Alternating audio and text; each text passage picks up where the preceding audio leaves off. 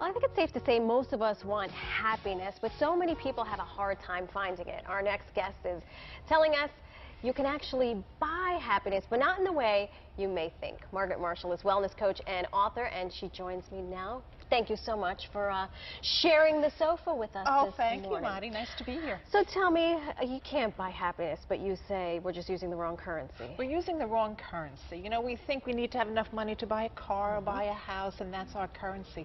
But our currency for happiness comes from within. So I think we have to look differently where to look for our happiness sometimes. So where should we look?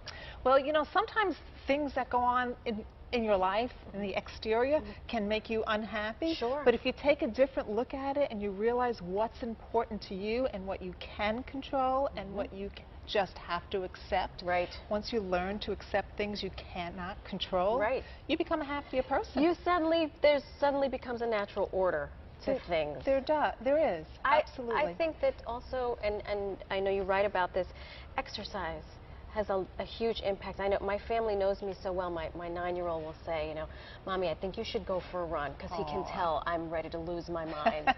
But I do feel better after I work out. Is that something that you speak to? Yes, most definitely. Now, not everybody can just go off and exercise every time they're not happy. Sure. But if you're an exerciser, if that's what you do normally, you have that within you. And it's funny you mentioned your 9-year-old. My kids are, of course, grown and out of the house, but I can remember at dinner time when things were crazy, I would just put a candle on the table. Really? And it just changed the state. How was that? Was everyone just it's just a different aura. And I think maybe when my kids were younger, when they saw me put the candle on a table midweek, they said, oh, we need to calm down. We need to calm our nerves. Everybody just sometimes you know, you just have to look in different areas. You also talk about the importance of relationships and trying to choose them that bring out the best in you and in the other person. Yes, you know, sometimes we're in relationships that make us feel really good, and we really love being with those other people, and they uplift us. And then sometimes we're in relationships we don't feel good about ourselves. And we may love that person, but sometimes you can love that person, but maybe step away a little bit. Love them from afar a little bit. Maybe get their toxicity out of your life for a little bit, so that you can just regroup and say, what do I have to be to this person if I need to keep this person in my life? You also say don't compare yourself to others, which is always easier said than done, right? I think, you know, and I talk about that in my book a lot, because I think very often we're unhappy just because we're comparing ourselves to someone. And really, we only know our own truth.